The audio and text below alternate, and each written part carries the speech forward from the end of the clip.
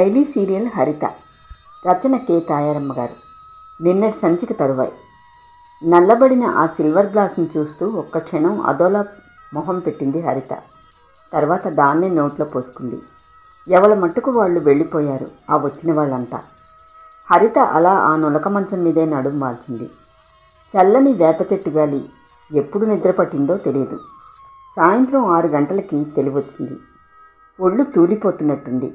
ఆకలి నకనకలాడిపోతోంది. ఇక్కడ ఎలా ఉండడమో తెలియడం లేదు.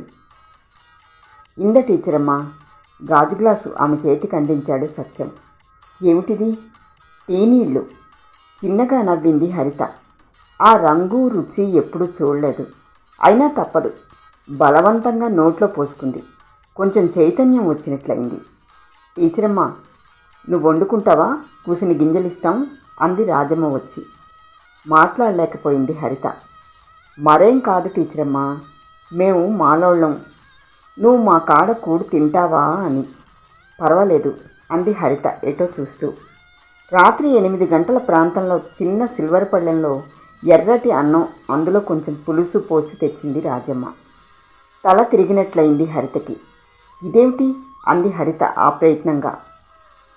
కూడు టీచరమ్మా, మా గింజలు ఇట్టాగే ఉంటాయి ఎర్రగా. మా యజమానులు మాకు ఇలాంటి గింజలే కొలుస్తారు అన్నాడు అప్పుడే అక్కడికి వచ్చిన సత్యం.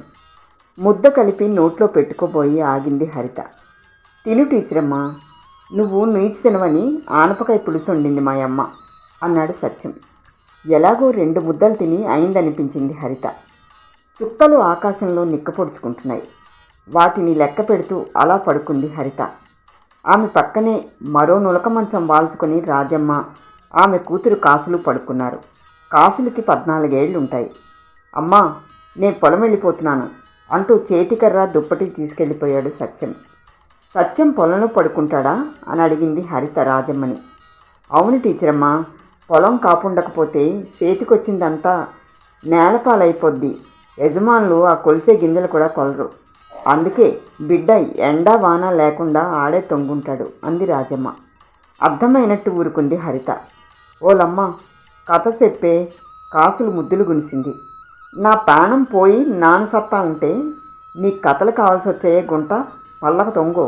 2 కూకలేసి వెనక్కి తిరిగింది రాజమ్మ. హరిత చిన్నగా నవ్వుకొని నిద్రలోకి జారిపోయింది. మర్నాడు ఉదయం 8 గంటల ప్రాంతంలో తెలివొచ్చింది హరితకి. ఒళ్ళంతా నొప్పులుగా ఉంది.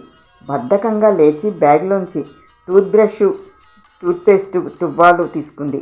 ఎక్కడా నీళ్లు కనిపించలేదు. ఎదురుగా కొంచెం దూరంలో బావి దగ్గర నీళ్లు తోడుతూ కనిపించింది కాసులు.